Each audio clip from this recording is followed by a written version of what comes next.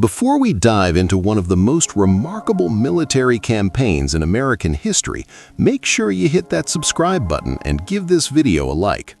This is the story of how Nathanael Greene, through a series of tactical retreats and hard-fought battles, systematically dismantled British control of the South, proving that sometimes losing battles can win wars. Morgan's success lighted the fire of emulation in the breast of Greene, and he was loath it should stand alone. To one of his subordinate officers on the PD, he wrote, "Here is a fine field and great glory ahead." On the day of his meeting Morgan, he wrote to the famous Colonel William Campbell to bring, without loss of time, 1,000 good volunteers from over the mountains. A like letter was addressed to Shelby, though without effect. To the officers commanding in the counties of Wilkes and Surrey, Greene said, "If you repair to arms, Lord Cornwallis must be inevitably ruined." He called upon Sumter, as soon as his recovery should permit, to take the field at the head of the South Carolina militia. He gave orders to General Pickens to raise troops in the district of Augusta and 96 and hang on the rear of the enemy. And he sought out powerful horses and skillful riders to strengthen the cavalry of William Washington. The two divisions of the American Army, after effecting their junction at Guilford Courthouse, were still too weak to offer battle. Edward Carrington of Virginia, the wise selection of Greene for his quartermaster, advised to cross the Dan at the ferries of Irwin and Boyd, which were 70 miles distant from Guilford Courthouse and 20 miles below Dick's Ferry, and where he knew that boats could be collected. The advice was adopted. Greene placed under Otho Williams the flower of his troops as a light corps, which on the morning of the 10th sallied forth to watch Cornwallis, to prevent him receiving correct information and to lead him in the direction of Dick's Ferry by guarding its approaches. They succeeded for a day or two in perplexing him. Meantime, the larger part of the army under Greene, without tents, poorly clothed, and for the most part without shoes, many hundreds of the soldiers tracking the ground with their bloody feet, retreated at the rate of 17 miles a day along wilderness roads where the wagon wheels sunk deep in mire and the creeks were swollen by heavy rains. On the 14th of February 1781, they arrived at the ferries. Greene first sent over the wagons, and at 5:30 in the afternoon could write that all his troops were over and the stage clear. So soon as Cornwallis gained good information, he pursued the light troops at the rate of 30 miles a day, but he was too late. On the evening of the 14th, Otho Williams, marching on that day 40 miles, brought his party to the ferries. The next morning Cornwallis arrived, only to learn that the Americans, even to their rear guard, had crossed the river the night before. On the 4 days' march from Guilford Courthouse, Greene scarcely slept 4 hours, and his care was so comprehensive that nothing, however trifling, was afterwards found to have been overlooked or neglected. "Your retreat before Cornwallis," wrote Washington, "is highly applauded by all ranks and reflects much honor on your military abilities. Every measure of the Americans," so relates a British historian, "during their march from the Catawba to Virginia was judiciously designed and vigorously executed." Special applause was justly awarded to Carrington and to Otho Williams. In the camp of Greene, every countenance was lit up with joy. Soldiers in tattered garments, with but one blanket to 4 men, without shoes, regular food, or pay, were happy in the thought of having done their duty to their country. They all were ready to recross the Dan and attack. After giving his troops a day's rest, Cornwallis moved by easy marches to Hillsborough, where on the 20th he invited by proclamation all loyal subjects in the province to repair to the royal standard, being ready to concur with them in re-establishing the government of the king. No sooner had the British left the banks of the Dan than Lee's legion recrossed the river. They were followed on the 21st by the light troops, and on the 22nd by Greene with the rest of his army, including a reinforcement of 600 militiamen of Virginia. The Loyalists of North Carolina, inferring from the proclamation of Cornwallis that he was in peaceable possession of the country, rose in such numbers that 7 independent companies were formed in one day. And Tarleton, with the British Legion, was detached across the Haw River for their protection. By the order of Greene, Pickens, who had collected between 300 and 400 militia, and Lee formed a junction and moved against both parties.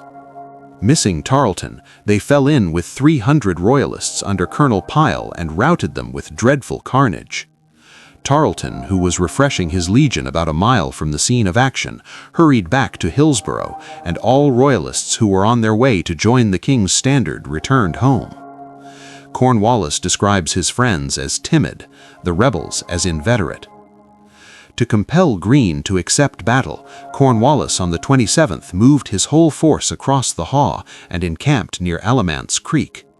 For 7 days, Greene lay within 10 miles of the British, but baffled them by taking a new position every night.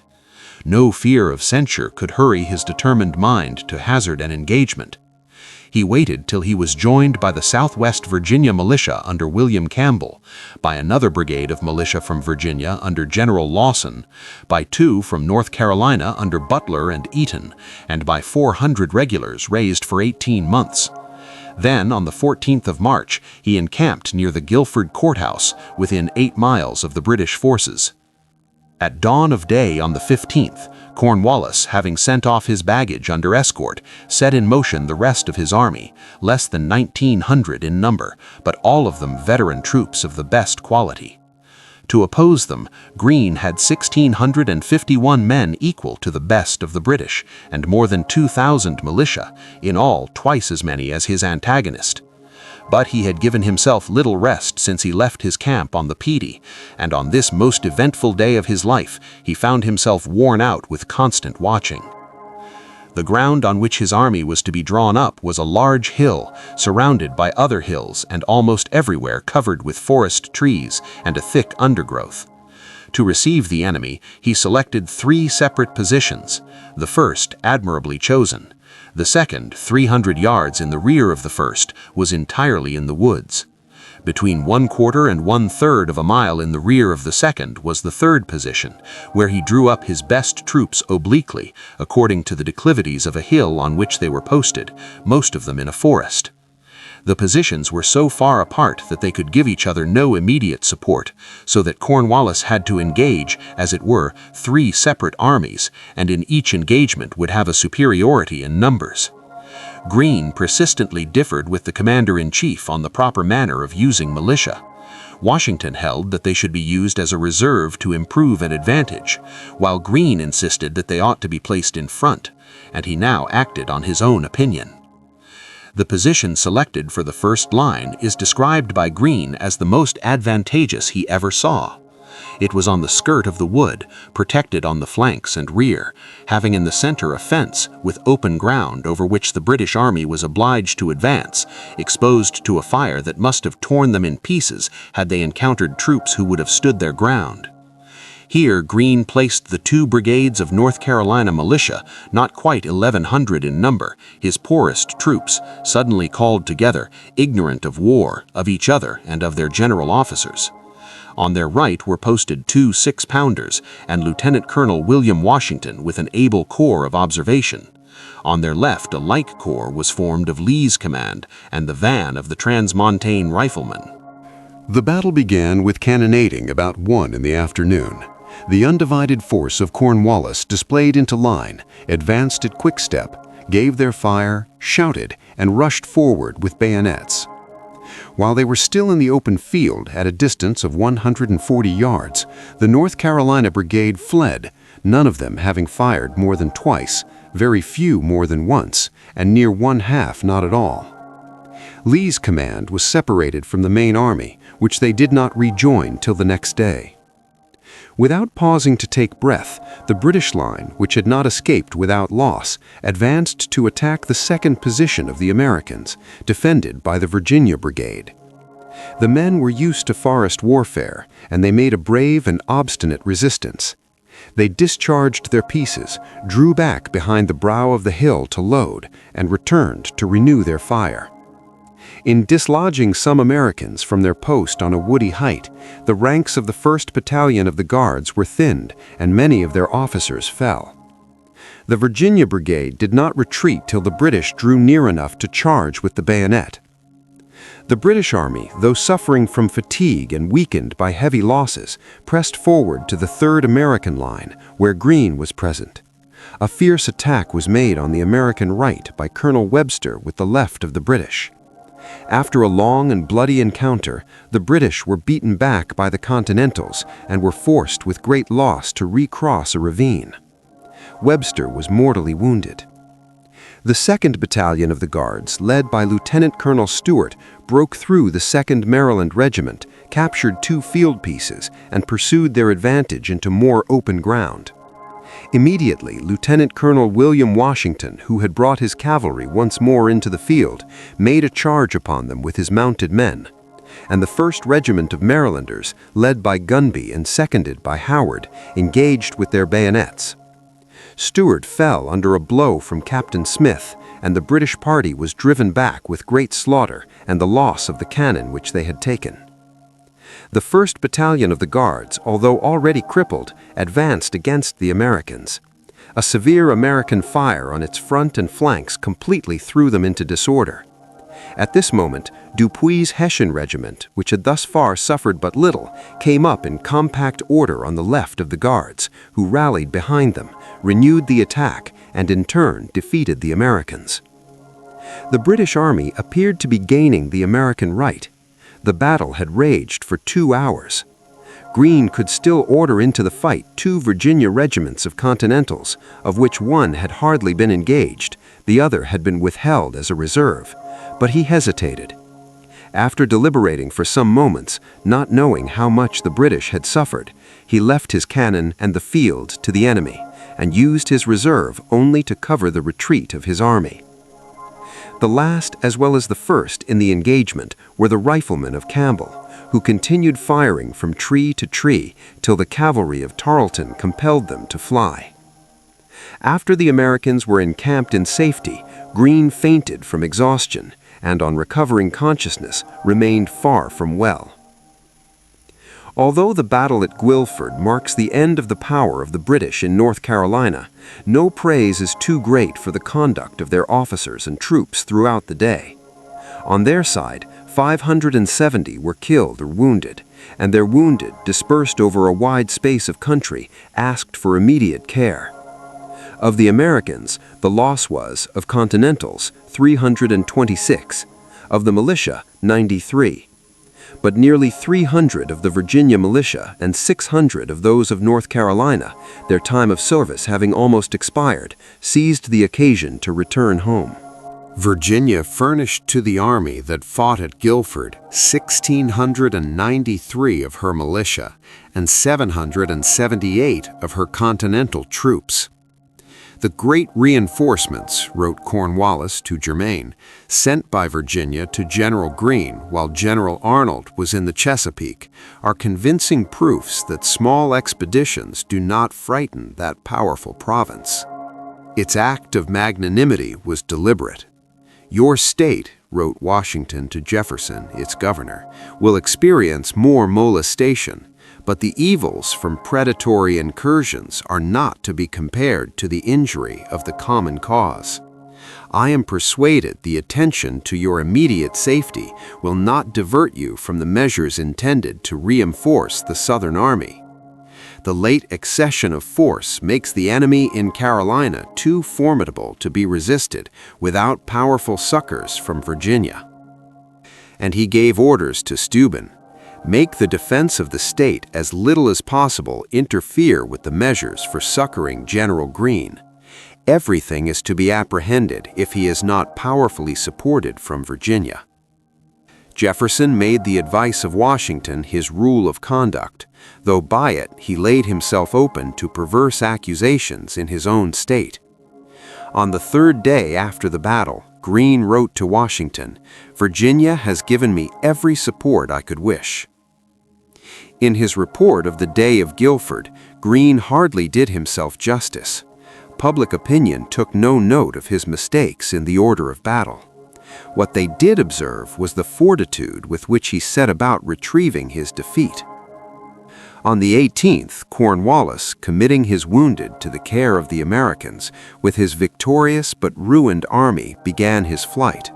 And as he hurried away, distributed by proclamation news of his victory, offers of pardon to repentant rebels, and promises of protection to the loyal. He was pursued by Greene, who was eager to renew the battle. On the morning of the 28th, the Americans arrived at Ramsey's Mills on Deep River, but Cornwallis had just a few hours before crossed the river on a temporary bridge. No longer in danger of being overtaken, he moved by way of Cross Creek, now Fayetteville, toward Wilmington. His rapid march through a country thinly inhabited left no tracks which the quickening of spring did not cover over, except where houses were burnt and settlements broken up. It taught the Loyalists of North Carolina that they could find no protection from British generals or the British king. All North Carolina, except Wilmington, was left to the Americans. From the report of Cornwallis, said Fox on the 12th of June to the House of Commons, there is the most conclusive evidence that the war is impracticable in its object and ruinous in its progress. In the disproportion between the two armies, a victory was highly to the honor of our troops. But had our army been vanquished, what course could they have taken? Certainly they would have abandoned the field of action and flown for refuge to the seaside. Precisely the measures the victorious army was obliged to adopt. And he moved the House of Commons to recommend to the ministers every possible measure for concluding peace. In the course of the very long debate, the younger William Pitt, then just 22, avoiding the question of independence and thus unconsciously conciliating the favor of George III, explained to a listening House the principles and conduct of his father on American affairs. Then, referring to Lord Westcott, he said, "A noble lord has called the American war a holy war. I affirm that it is a most accursed war, wicked, barbarous, cruel, and unnatural. Conceived in injustice, it was brought forth and nurtured in folly. Its footsteps are marked with slaughter and devastation, while it meditates destruction to the miserable people who are the devoted objects of the resentments which produced it." The British nation, in return for its vital resources in men and money, has received ineffective victories and severe defeats, which have filled the land with mourning for the loss of dear relations slain in the impious cause of enforcing unconditional submission, or narratives of the glorious exertions of men struggling under all difficulties in the holy cause of liberty. Where is the Englishman who can refrain from weeping on whatever side victory may be declared? The voice was listened to as that of Chatham, again living in his son with all his virtues and all his talents. "America is lost, irrecoverably lost to this country," added Fox. "We can lose nothing by a vote declaring America independent." On the division, an increased minority revealed the growing discontent of the House of Commons at the continuance of the war. On the 7th of April, Cornwallis brought the relics of his army to Wilmington, where a party sent by his orders from Charleston awaited him. He could not move by land toward Camden without exposing his troops to the greatest chances of being lost. He should have returned to Charleston by water to retain possession of South Carolina. But such a movement would have published to the world that all his long marches and victory had led only to disgrace.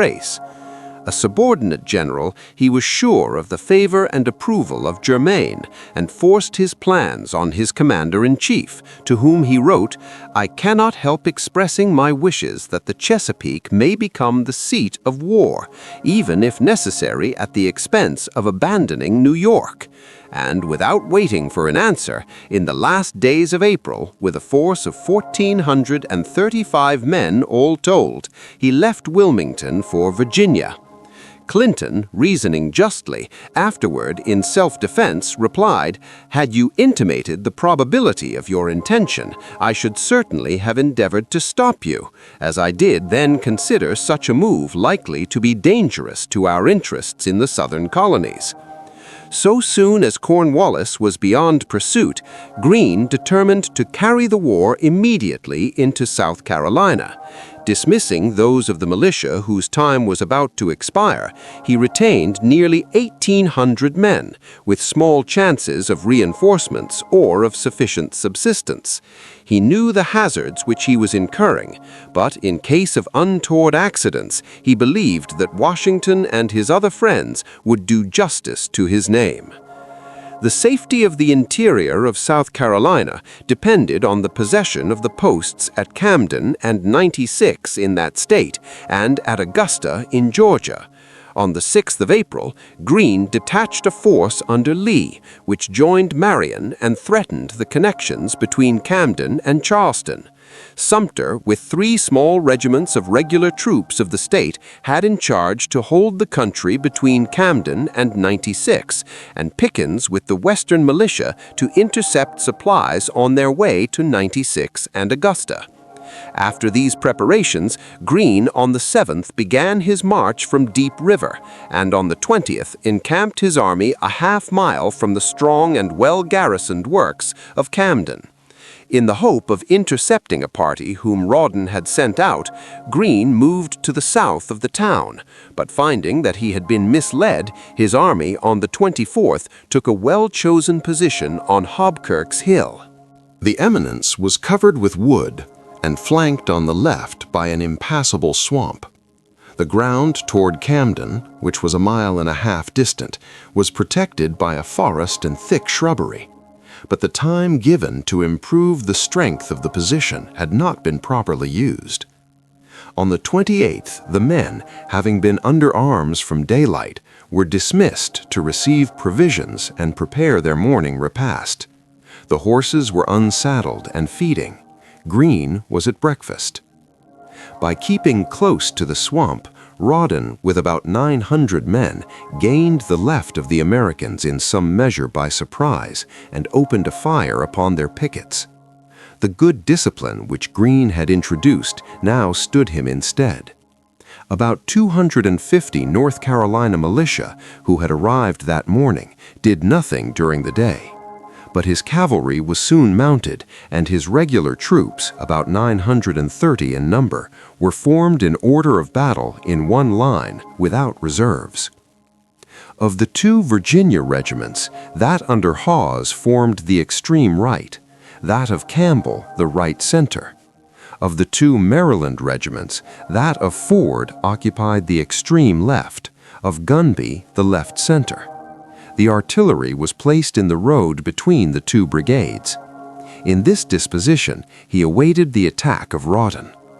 Perceiving that the British advanced with a narrow front, Greene ordered Ford's regiment on the left and Campbell's on the right to wheel respectively on their flanks, the regiments of Hawes and Gunby to charge with bayonets without firing, and with inconsiderate confidence in gaining the victory, weakened himself irretrievably by sending William Washington with his cavalry to double the right flank and attack the enemy in the rear.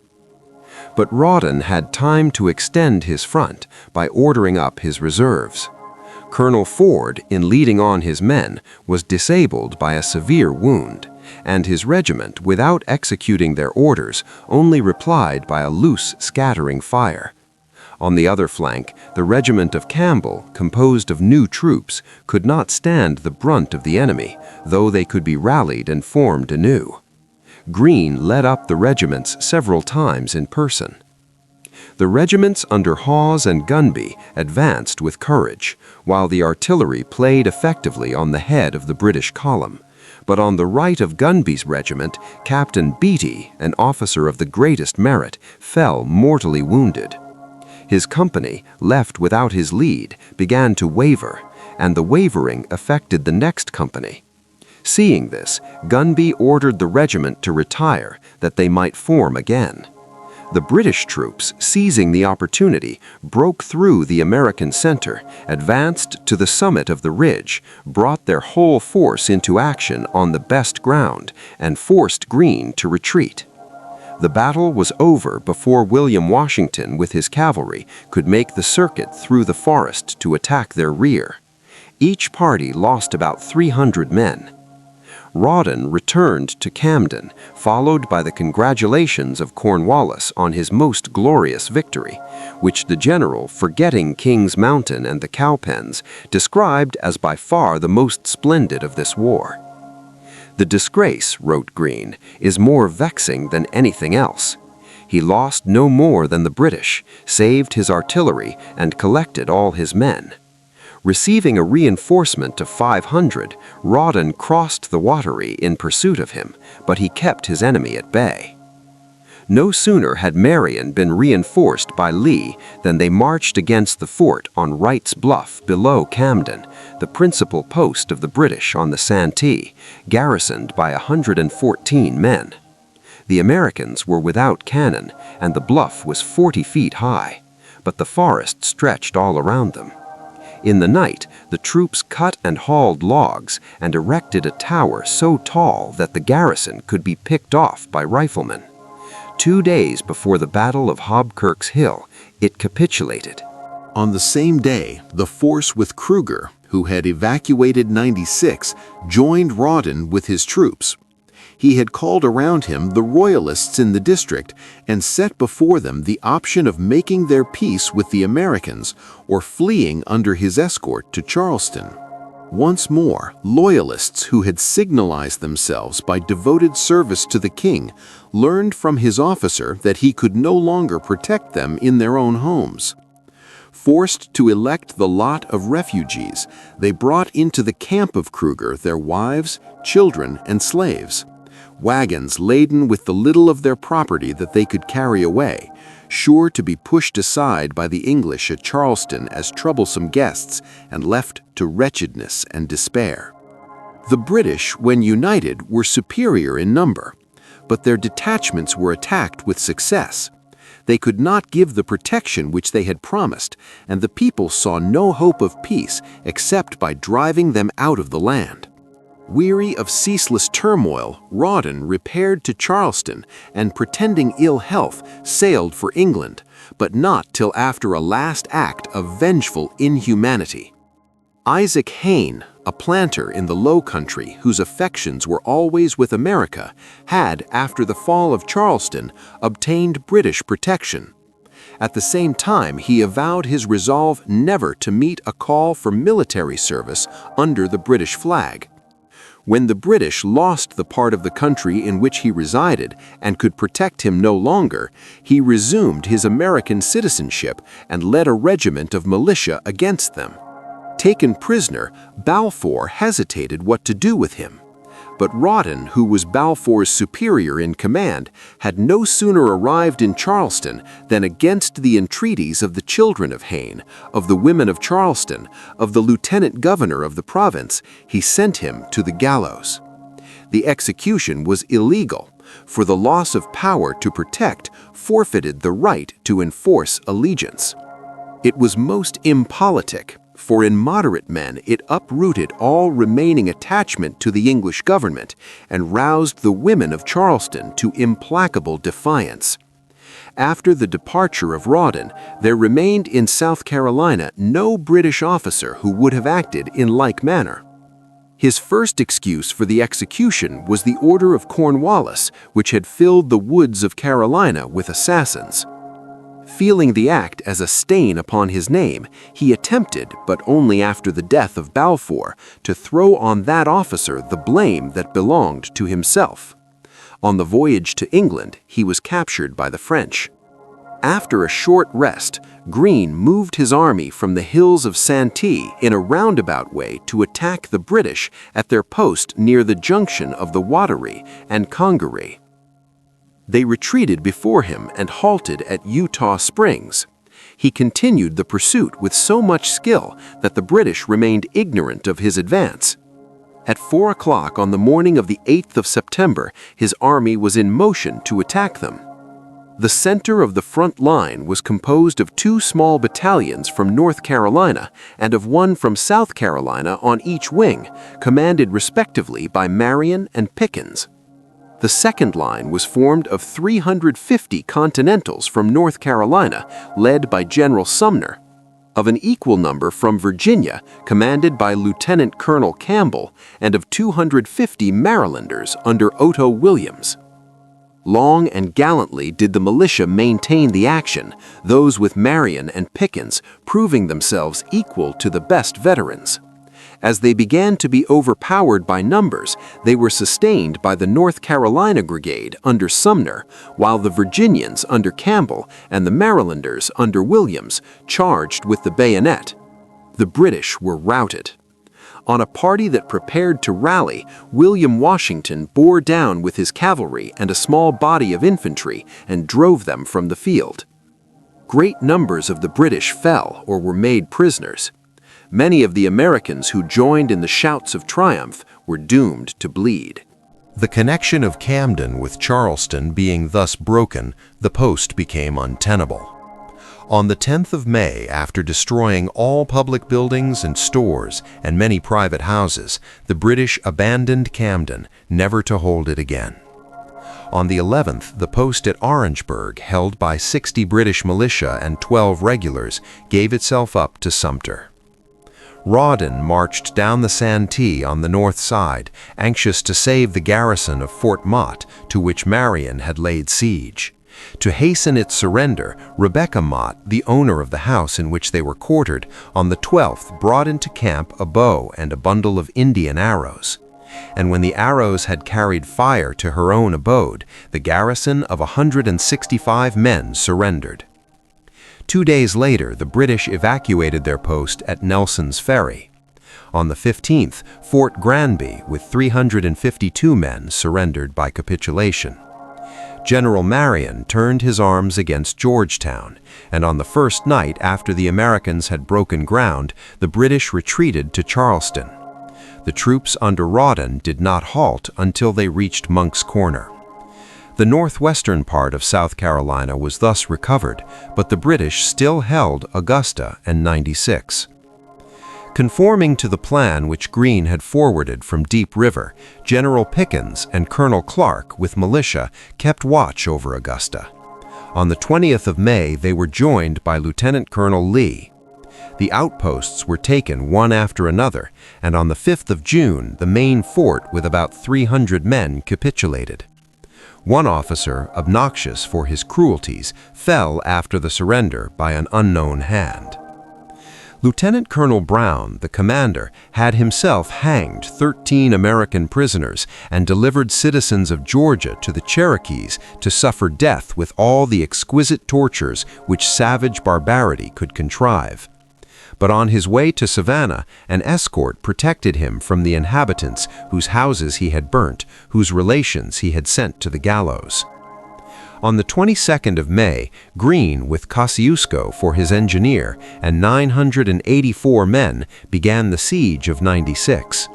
The post, though mounting but 3 pieces of artillery, was strongly fortified. 550 men formed its ample garrison, and the commander, Lieutenant Colonel Kruger, was an officer of ability and enterprise. A fleet from Ireland having arrived at Charleston with reinforcements, Rawdon, on the 7th of June, marched with 2,000 men to secure a safe retreat for the garrison. Giving way to an eagerness to gain a victory, Greene, on the 18th, gave to a party of Marylanders and of Virginians the hopeless order to force a lodgment in the fort, in which no justifying breach had been made. Of the brave men whom he so rashly sent into the ditch, 1/3 were killed, and but 1 in 6 came out unwounded. The next day, the general raised the siege and withdrew to the north, complaining of fortune which had refused him victory at Guilford, at Camden, and at 96. Greene retreated as far as the Noree. Rawdon, giving over pursuit and adhering to his purpose, withdrew the garrison from the insulated post of 96. Leaving the largest part of his force to assist in removing the loyal inhabitants of the district, he marched with 1,000 men to establish a post on the Congaree. Greene followed, and his cavalry, while watching the enemy's motions, made prisoners of 48 British dragoons within 1 mile of their encampment. Avoiding an encounter, Lord Rawdon retired to Orangeburg, where he was reinforced. On the other side, Greene, after forming a junction with the men of Sumter and Marion, pursued him and on the 12th of July offered him battle. The offer was refused. On the 13th, Greene detached the cavalry of the Legion, the state troops and militia of South Carolina to compel the evacuation of Orangeburg by striking at the posts around Charleston.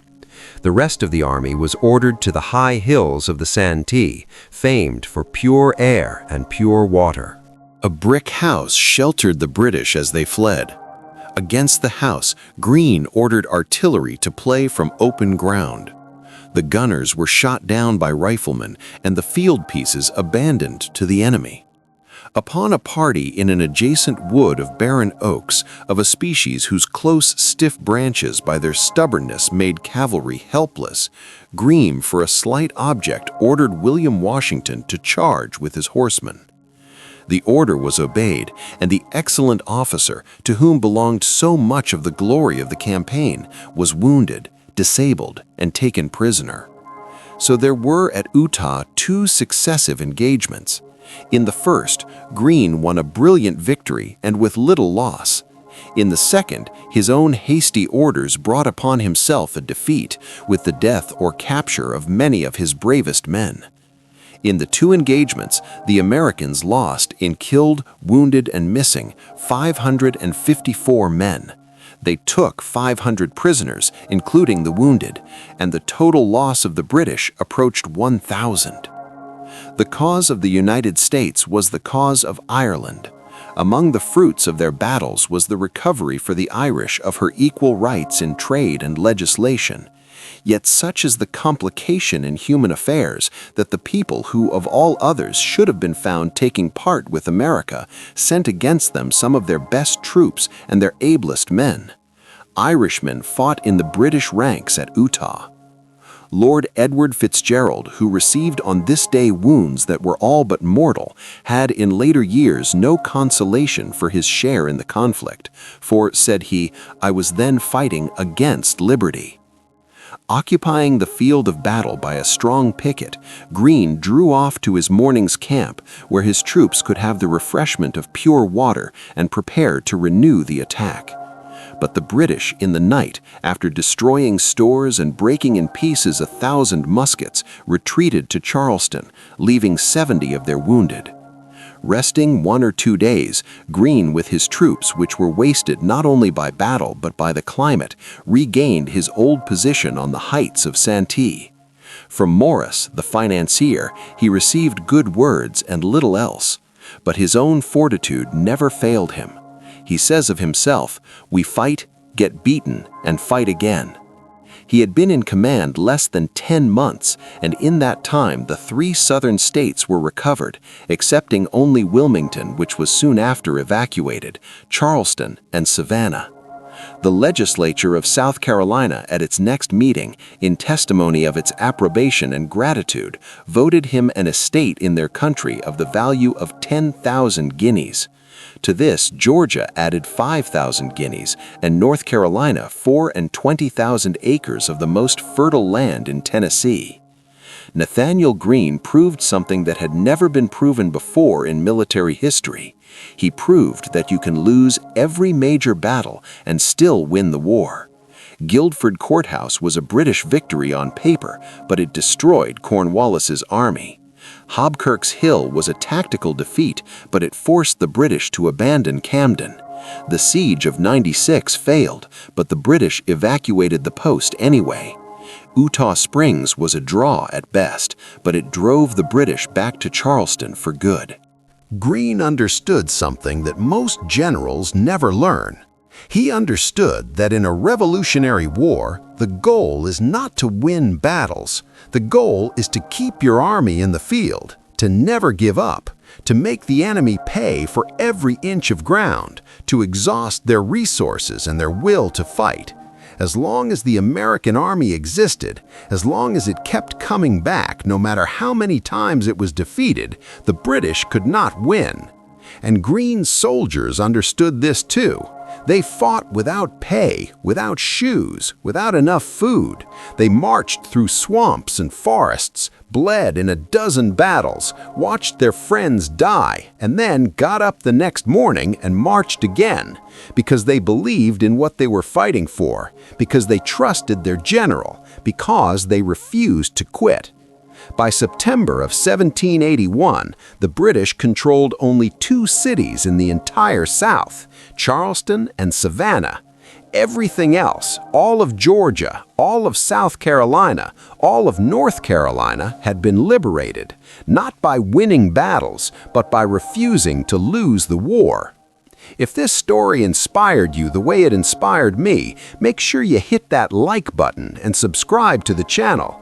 This is real history, not the sanitized version they teach in schools, but the brutal, exhausting, glorious reality of men who bled and died to create this country. Men like Nathanael Greene, who lost more battles than he won, but who never, ever gave up. That is the American Revolution. That is what victory looks like when you refuse to accept defeat.